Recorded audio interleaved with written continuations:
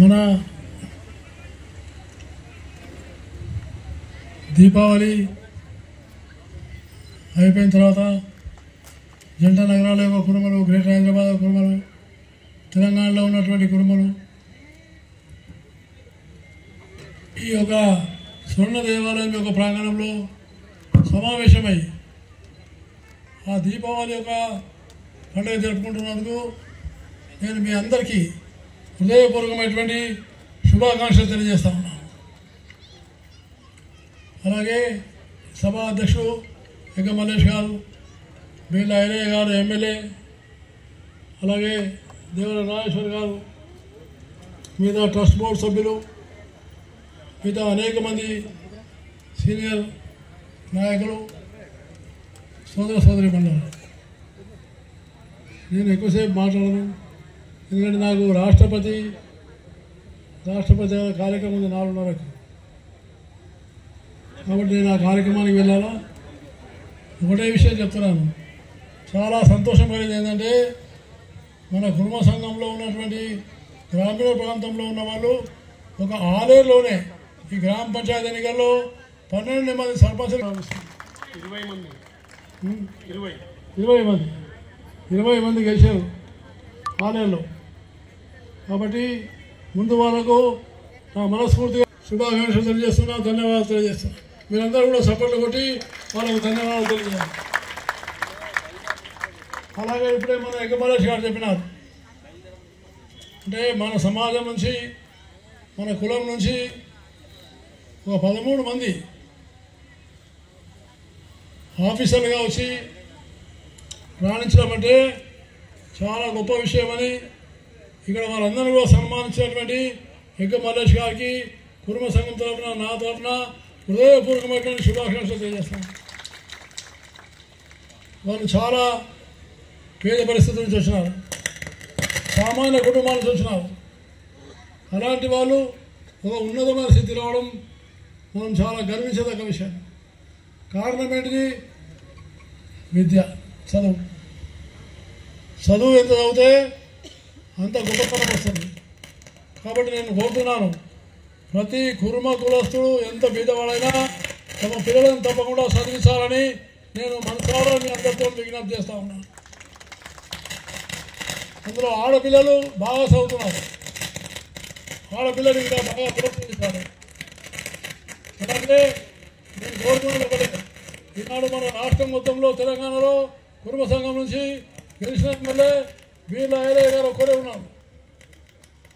రాబోయే ఎన్నికల్లో నేను కోరుతున్నాను, 10 మంది బీర్ల ఐలయ్యలు గెలవాలని నేను మీకు సభాముఖంగా చేస్తున్నాను. బీర్ల ఐలయ్య గెలిచిందంటే ఎన్నో సంవత్సరాలు కష్టపడి, ఎంతో శ్రమించి, ఎంతో కృషి చేస్తే ఆయన ఈ స్థాయికి వచ్చాడు. కాబట్టి ఆ రకంగా రాజకీయాల్లో, విద్యారంగంలో, అలాగే ఇప్పుడు నరసింహులు గారు ఉన్నారు, ఆయన పోలీస్ ఆఫీసర్, రిటైర్ అయ్యాడు. ఆ డ్రెస్ చేసుకుని కాబట్టి మనకి ఏర్పడతలేడు, కానీ మంచి పోలీస్ ఆఫీసర్. ఆ విధంగా నేను కోరుకునేది ఏంటంటే, ఒక మంచి డాక్టరు, ఒక మంచి ఇంజనీరు, ఒక మంచి వకీలు, ఒక మంచి రాజకీయ నాయకుడు, ఒక మంచి మహిళా నాయకురాలు, అలాంటి వారు కావాలని నేను మీకు సభాముఖంగా హృదయపూర్వకంగా విజ్ఞప్తి చేస్తున్నాను. డబ్బు సంపాదన తప్పకుండా వస్తుంది. ఎంత విద్య నేర్చుకుంటే డబ్బు అంత వస్తుంది. డబ్బు కోసం పాకులాడే అవసరం లేదు.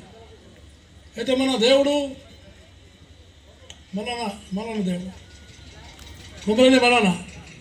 కుమరల్లి మనను పవిత్రంగా భావించి ఆయన చెప్పినటువంటి ఒక విషయాల పట్ల మన ధర్మాన్ని, మన సత్యాన్ని వీడకుండా మన జీవితంలో నీతివంతమైనగా ఉండాలని నేను మీకు సభాముఖంగా మనం చేస్తున్నాను. కుమరల్లికి వెళ్ళాలా, దర్శనం చేయాలా, ఆశీర్వాదం తీసుకోవాలా, శక్తిని తీసుకోవాలా, సమాజంలో ఇంకా అభివృద్ధి కావడానికి ప్రయత్నం చేయాలి. మన కులదేవత మల్లన్నను ఇంటింట్లో పూజిస్తాం, సామాజికంగా పూజిస్తాం. కానీ ఆయన చెప్పినటువంటి విషయాలు నిత్య జీవితంలో పాటించాలని, అదేవిధంగా మీరందరూ కూడా సమాజంలో ఉన్నటువంటి మిగతా వాళ్ళతో పాటు పోటీపడి ముందుకు వచ్చేటువంటి పరిస్థితి రావాలని ఎగ్గ మల్లేష్ గారు, వాళ్ళ టీం అంతా కూడా చాలా సంతోషం. ఒక మంచి కుర్మ హాస్టల్ నడుపుతున్నారు విద్యార్థుల గురించి. ఒక మంచి భవనం కట్టించుకున్నారు, చాలా అనేకమైనటువంటి సేవలు అందిస్తున్నారు. నా కోరిక ఏంటంటే ప్రతి జిల్లా కేంద్రంలో ఒక మన విద్యార్థుల యొక్క హాస్టల్ కావాలని నేను ఈ సభాముఖంగా నేను కోరుతా ఉన్నాను. ప్రతి జిల్లా కేంద్రంలో ఉండాలి. పేద విద్యార్థులకు మన సంఘంలో ఉన్నటువంటి పేద విద్యార్థులు చదువుకునేటువంటి వసతి కల్పించాలి. నేను ఎగమలేష్ గారిని తప్పకుండా అభినందిస్తాను. కృషించి కష్టపడి అంత పెద్ద భవనం కూడా కట్టాను కోకాపేటలో కులం కట్టినటువంటి ఏదైనా భవనం ఉందంటే అది ఒకటే ఒక భవనము, కుటుంబ సంఘం భవనాన్ని మీకు మనం చేస్తాం.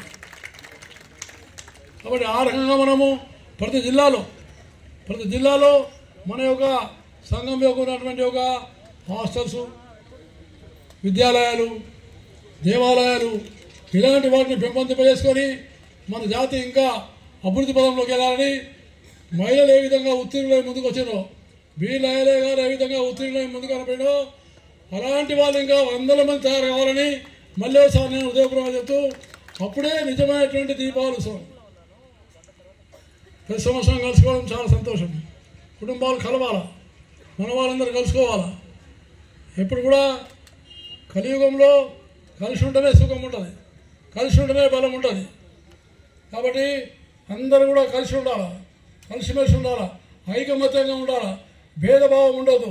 అందరం కూడా ఆ రకంగా ఈ రకమైనటువంటి దీపావళి ఉత్సవాలు జరుపుకొని మన సంఘాన్ని ఇంకా సమైక్యపరచాలని నేను మనసారా కోరుతూ, నన్ను ఇక్కడ ఆహ్వానించి సన్మానించినటువంటి ఎగ్గ మల్లేష్ గారికి, మరి స్థానిక ఎమ్మెల్యే బి లయలే గారికి హృదయపూర్వకమైన ధన్యవాదాలు తెలియజేస్తూ సెలవు తీసుకుంటాను. జై హింద్. కానీ కాలేజీ లెవెల్లో ఎట్లా ఉన్నాయో